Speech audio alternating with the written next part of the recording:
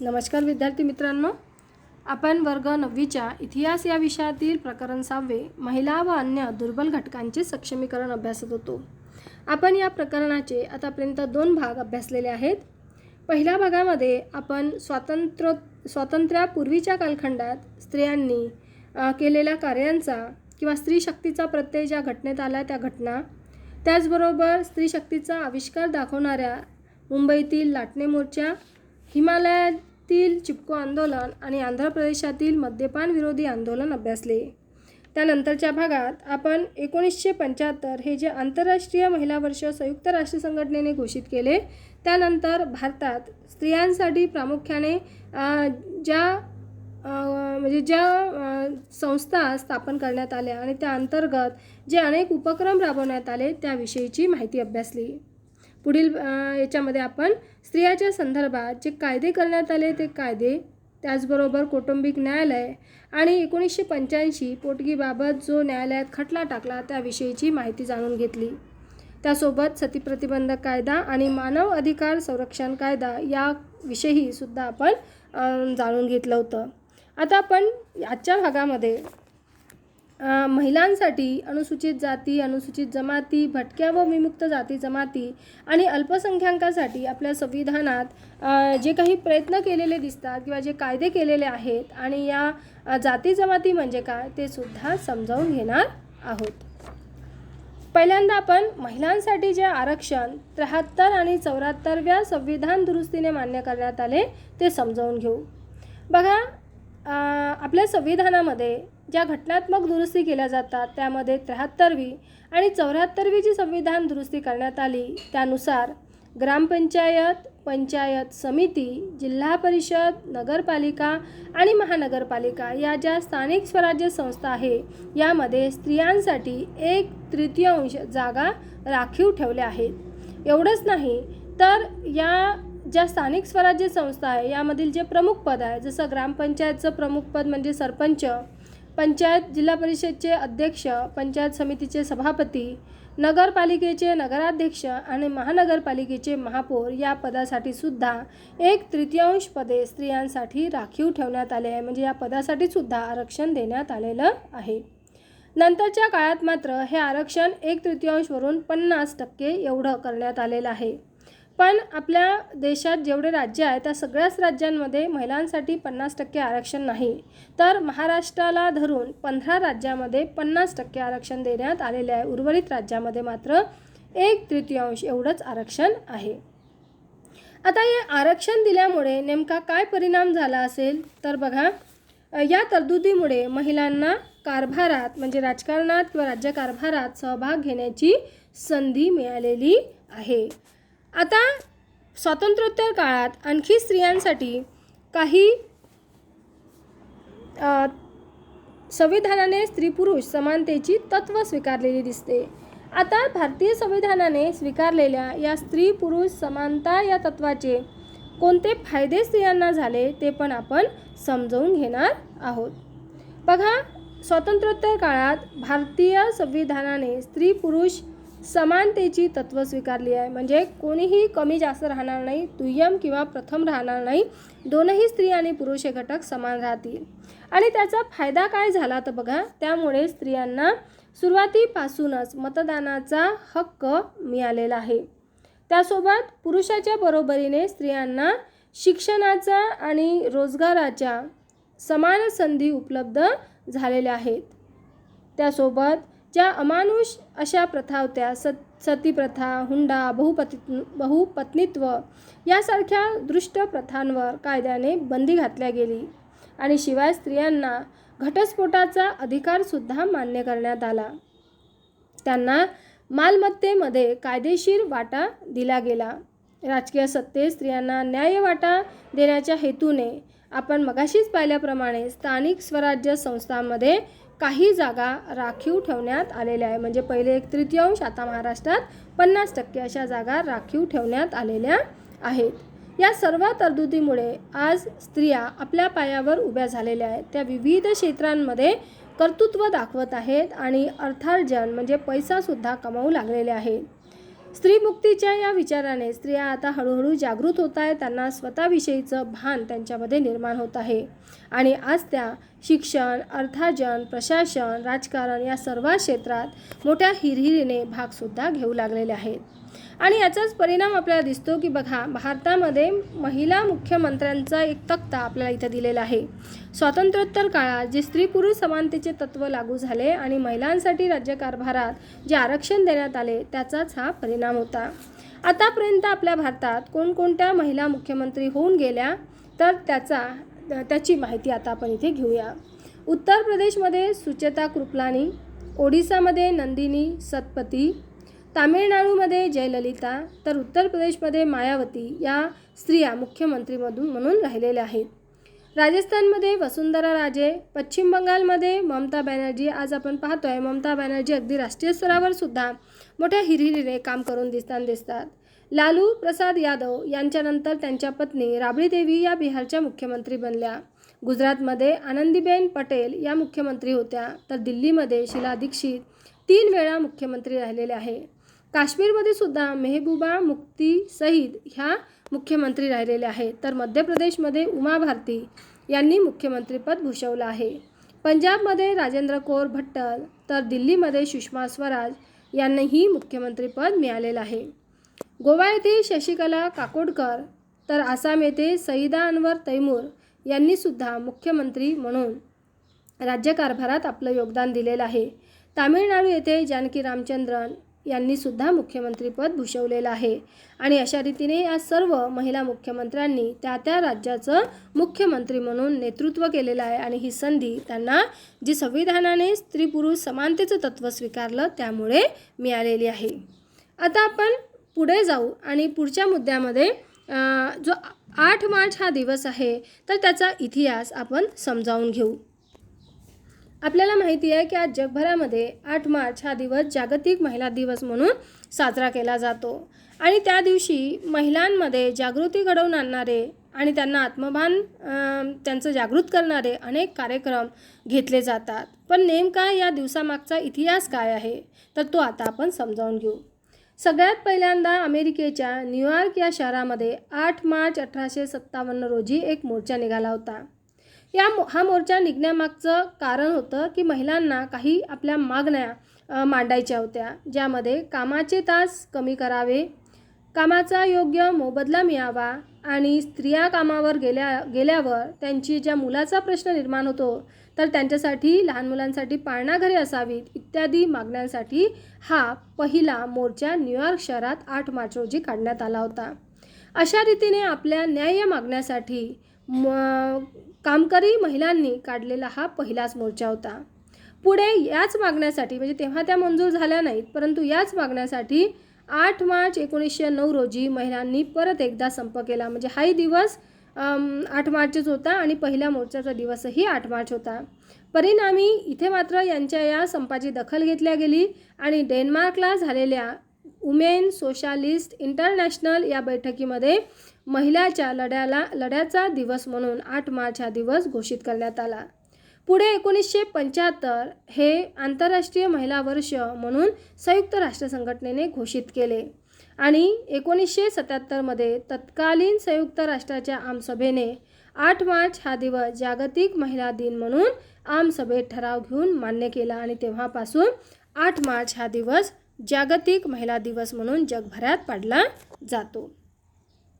आता यानंतर आणखी काही दुर्बल घटक आहेत. जसं महिलांना समाजामध्ये नेहमी दुय्यम स्थान होतं, त्यामुळे त्यांना कुठलेही राजकीय, शैक्षणिक किंवा संपत्तीविषयक अधिकार दिले गेले नव्हते. त्याचप्रमाणे अनेक असे आपल्या याच्यात वंचित घटक होते की ज्यांना त्यांच्या अधिकारापासून दूर ठेवण्यात आलेले होते. आणि मग स्वातंत्र्य मिळाल्यानंतर अशा घटकांना प्रवाहात आणण्यासाठी त्यांचाही विकास त्यांना साधता यावा यासाठी अनेक तरतुदी संविधानात केलेल्या आहेत. त्यामध्ये एक तरतूद ती म्हणजेच आरक्षणाची. तर आता आपण अनुसूचित जाती, अनुसूचित जमाती यांच्यासाठी आपल्या संविधानाने यांच्या विकासासाठी नेमक्या कोणत्या तरतुदी केल्या आहेत त्या समजावून घेऊ. पहिल्यांदा आपण अनुसूचित जाती समजावून घेऊ. स्वातंत्र्य मिळाल्यानंतर आपल्या संविधानाने स्वातंत्र्य, समता आणि सामाजिक न्याय या मूल्यांचा पुरस्कार केला. आणि मग या मूल्याला धरूनच जी आपल्या इथे स्वातंत्र्यापूर्वी एक अनिष्ट रूढी होती ती म्हणजे अस्पृश्यता, या रूढीवर कायद्याने बंदी घालण्यात आली. आणि मग संविधानाच्या 17व्या अनुच्छेदानुसार अस्पृश्यता नष्ट करण्यात आली आणि अस्पृश्य वर्गाचा समावेश अनुसूचित जातीमध्ये करण्यात आला. म्हणजेच अनुसूचित जातीमधल्या अनेक जमाती या अस्पृश्य होत्या आणि ती एक वाईट प्रथा होती आपल्या इथे. पुढे कायद्याने त्याच्यावर बंदी टाकली आणि 17व्या अनुच्छेदानुसार ती अस्पृश्यता नष्टसुद्धा करण्यात आली आणि पुढे मग याच्यामधून त्यांचा समावेश अनुसूचित जातीमध्ये करण्यात आला. आता अनुसूचित जातीमध्ये ज्या काही समाविष्ट जाती होत्या त्या प्रामुख्याने सामाजिक आणि आर्थिकदृष्ट्या मागासलेल्या होत्या. हीच गोष्ट लक्षात घेऊन त्यांनासुद्धा त्यांचा विकास साधता यावा म्हणून या अनुसूचित जातीला शिक्षणात आणि नोकऱ्यात प्रतिनिधित्व देण्यात आले आणि त्यांना विकासाची संधी उपलब्ध करून देण्यात आली. यानंतर आपण पाहू अनुसूचित जमाती. ज्या मागासलेल्या जाती होत्या, ज्या प्रामुख्याने शूद्र जातीमध्ये मोडत होत्या, तर त्या जातींचा समावेश अनुसूचित जातीमध्ये करण्यात आल्या. आता अनुसूचित जमातीमध्ये कोणाचा समावेश करण्यात आला तर आपल्याला माहिती आहे की आपल्या आजूबाजूला जो आदिवासी समाज आहे, जो आपण इथला मूळ निवासी मानतो, तो पहिलेपासूनच देशाच्या दुर्गम भागात राहत आलेला आहे आणि त्यामुळे दुर्गम भागात असल्यामुळे या आदिवासी समाजाचेही बरेच प्रश्न आहेत. उदाहरणार्थ ते दुर्गम भागात राहत असल्यामुळे आधुनिक सुधारणा त्यांच्यापर्यंत पोचू शकल्या नाहीत आणि ते या सुधारणापासून दूर राहिले. त्यामुळे त्यांची आर्थिक आणि सामाजिक परिस्थिती ही मागासलेलीच राहिली. मात्र अलीकडे आदिवासी जमातीच्या परिस्थितीत सुधारणा होत असली तरी त्यांचं जे उदरनिर्वाहाचं प्रमुख साधन आहे ते जंगलातील उत्पादने आणि तिथली शेती असंच आहे. त्यामुळे जंगल उत्पादने आणि शेतीशिवाय त्यांना उपजीविकेचं अन्य दुसरं साधन नाही. शिवाय शेती जरी असली तरी शेती करण्याची जी आधुनिक अवजारे आज आपल्याला आपल्या सदन समाजात दिसतात किंवा आपल्या आजच्या ज्या समाजात दिसतात ती मात्र अजूनपर्यंत त्यांच्यापर्यंत पोचली नव्हती. त्यामुळे शेतीतून त्यांना उत्पन्न मिळत होतं, मात्र ते अतिशय तोटकं होतं, अत्यल्प होतं. शिवाय त्यांची जी शेती आहे ती जंगलात असायची आणि डोंगर माथ्यावर असायची, त्यामुळे ती सुपीक नव्हती. त्यामुळे फारसं तिथलं जे अन्न आहे ते पिकायचंही नाही, कमी प्रमाणात व्हायचं आणि त्यामुळे निकृष्ट आणि अपुरा आहार त्यांना मिळायचा. निकृष्ट आणि अपुरा आहार मिळाल्यामुळे या आदिवासी लोकांचं पोषणसुद्धा व्यवस्थित होत नव्हतं. आपण आजही पाहतो की या लोकांमध्ये लहान जे बालक आहेत त्यांचा कुपोषणाचा प्रश्न फार मोठा आहे. प्रामुख्याने मेळघाट वगैरे धारणी हा जो भाग आहे आपल्या महाराष्ट्रातील, इथेही कुपोषणाची समस्या आपल्याला फार मोठ्या प्रमाणात दिसते. त्याचं एक कारण हेही आहे, एक अज्ञान आणि दुसरं म्हणजे त्यांच्याकडे पाहिजे तसं, ते लोक मागासलेले आहे, पाहिजे तसं त्यांच्याकडे म्हणजे आधुनिक सुखसुविधा नाहीत किंवा तेवढं ज्ञान त्यांच्याकडे नाही आणि त्यामुळे दुर्बल भागातील आदिवासींना वेळेवर वैद्यकीय मदत मिळणेसुद्धा कठीण जाते. यासाठी हे जो आदिवासी जमाती आहे यांना विशेष संरक्षण देण्याची गरज आहे आणि मग भारतीय संविधानात या आदिवासींना अनुसूचित जमाती म्हणून गणल्या गेले. म्हणजे जे आदिवासी आहेत त्यांचा समावेश अनुसूचित जमातीत करण्यात आला आहे आणि यांनासुद्धा त्यांचा विकास साधता यावा, या मागासलेल्या परिस्थितीतून बाहेर पडता यावं म्हणून कायदेमंडळ, शिक्षण, सरकारी सेवा इत्यादी क्षेत्रात प्रतिनिधित्व देण्यात आलेलं आहे. यानंतर आणखी एक गट आहे, त्यामध्ये भटक्या आणि विमुक्त जाती जमातीचा समावेश होतो. आता या भटक्या आणि विमुक्त जाती जमाती म्हणजे कोण ते आपण पहिले समजावून घेऊ. प्रामुख्याने पोट भरण्यासाठी म्हणजे उदरनिर्वाहासाठी गावोगावी फिरत राहणाऱ्या ज्या जाती जमाती आहेत त्यांचा समावेश भटक्या जमाती या गटात केला जातो. म्हणजे पोटापाण्यासाठी आपण बरेच तांडे वगैरे पाहतो जे आपल्या गावाच्या आजूबाजूला येत असतात, तिथे काही छोटे मोठे उद्योग असतात, ते करतात, परत दुसऱ्या गावाला निघून जातात. म्हणजे पोटापाण्यासाठी सतत यांची भटकंती सुरू असते. त्यामुळे प्रामुख्याने यांच्या मुलांना स्थिर राहून शिक्षण घेता येत नाही, त्यांची प्रगती होत नाही आणि अशा ज्या उदरनिर्वाहासाठी गावोगावी फिरत राहणाऱ्या जाती जमाती होत्या त्यांचा समावेश भटक्या जमाती या गटात करण्यात आला. प्रामुख्याने या लोकांचं पोटापाण्याचं जे साधन आहे ते पशुपालन आणि याला जोडून काही छोटे मोठे व्यवसाय हे लोक करतात आणि त्यावर आपली उपजीविका करतात. मग आता दुसऱ्या गटाला विमुक्त जाती जमाती. मग विमुक्त जाती जमाती म्हणजे काय तर यासाठी थोडंसं आपल्याला मागच्या काळात जावं लागेल. 1871 साली ब्रिटिशांनी गुन्हेगारी प्रतिबंधक कायदा केला होता आणि या कायद्याअंतर्गत या ज्या जमाती होत्या, या जमातीपैकी काही जमातीचा उल्लेख गुन्हेगारी जमाती म्हणून करण्यात आला होता. कारण हे लोक पोटापाण्यासाठी काही गुन्हेगारी स्वरूपाचे कामं करायचे, कारण त्यांच्याकडे दुसरे कुठलेही काम नव्हतं आणि म्हणजे रूढी परंपरेने ही कामं त्यांच्याकडे आली होती आणि मग अशा लोकांचा समावेश गुन्हेगारी जमातीमध्ये करण्यात आला होता. त्यामुळे मग ब्रिटिश सरकार अशा ज्या गुन्हेगारी जमाती म्हणून ज्यांची नोंद झाली होती त्यांच्या व्यवसायावर आणि हालचालीवर निर्बंध घालण्यात आलेले होते इंग्रजांकडनं या कायद्याअंतर्गत. मग पुढे स्वातंत्र्य आपल्या देशाला मिळालं आणि त्यावेळेस मात्र हा अन्यायकारक कायदा 1952मध्ये रद्द करण्यात आला आणि ह्या जमातीवर जी काही बंधनं घालण्यात आली होती ती सुद्धा उठवण्यात आली आणि मग यांचा समावेश विमुक्त जमाती या गटात करण्यात आला. म्हणजे बघा, भटक्या जमाती म्हणजे काय, तर ज्या पोटासाठी उदरनिर्वाहासाठी सतत भटकत राहतात त्या भटक्या जमाती. आणि इंग्रजांनी या जमातीपैकी काही गुन्हेगारी जमाती म्हणून ज्यांचा उल्लेख केला होता त्यांना स्वातंत्र्यानंतर विमुक्त जाती जमाती या गटात सामील करण्यात आले. शिवाय या जाती जमातींचा सामाजिक आणि आर्थिक विकास व्हावा म्हणून शासनामार्फत विशेष प्रयत्नसुद्धा करण्यात आले, ज्यामध्ये शैक्षणिक संस्था, शासकीय क्षेत्रात या जमातींना प्रतिनिधित्व देण्यात आलेले आहे. आता हे झाले अनुसूचित जाती जमाती आणि भटक्या व विमुक्त जाती जमाती. या व्यतिरिक्त आपल्या देशात वेगवेगळ्या धर्माचे लोक राहतात. त्यातला काही धर्म हे बहुसंख्याक असतील, पण बरेचसे धर्म हे अल्पसंख्याकसुद्धा आहेत. प्रामुख्याने मग अल्पसंख्याक कोणाला म्हणायचं, तर एखाद्या समाजात धार्मिक, भाषिक किंवा मानसिकदृष्ट्या संख्येने कमी असलेला जो व्यक्तीचा समूह असतो त्याला अल्पसंख्याक म्हणतात. म्हणजे धर्माच्या दृष्टीने, जसं महाराष्ट्रात आपण मराठी भाषा आहे, मराठी भाषक लोक हे बहुसंख्याक झाले भाषेच्या दृष्टीने, परंतु जर आपल्या इथे बाहेरच्या राज्यातून काही लोक येत असतील आणि ते इथे व्यवसाय उद्योगाच्या निमित्ताने राहत असतील तर ते अल्पसंख्याक झाले भाषिकदृष्ट्या. धर्माच्या बाबतीत जर आपण म्हटलं तर प्रामुख्याने हिंदू धर्म हा बहुसंख्याक मानला जातो, परंतु जैन आहे, मुस्लिम आहे, बौद्ध आहे, शीख आहे, ख्रिश्चन आहे, हे धार्मिकदृष्ट्या मात्र अल्पसंख्याक मानले जातात. तर अशा एखाद्या समाजातील धार्मिक, भाषिक किंवा मानसिकदृष्ट्या संख्येने कमी असलेल्या व्यक्तीचा समूह म्हणजे अल्पसंख्याक होय. आपल्या देशात विविध धर्म, पंथ आणि भाषा आहेत, त्यामुळेच भारतात सांस्कृतिक विविधतासुद्धा मोठ्या प्रमाणात आहे. आता ही सांस्कृतिक परंपरा ज्या आहेत त्यासुद्धा एकसारख्या नाहीत, त्यासुद्धा वेगवेगळ्या आहेत.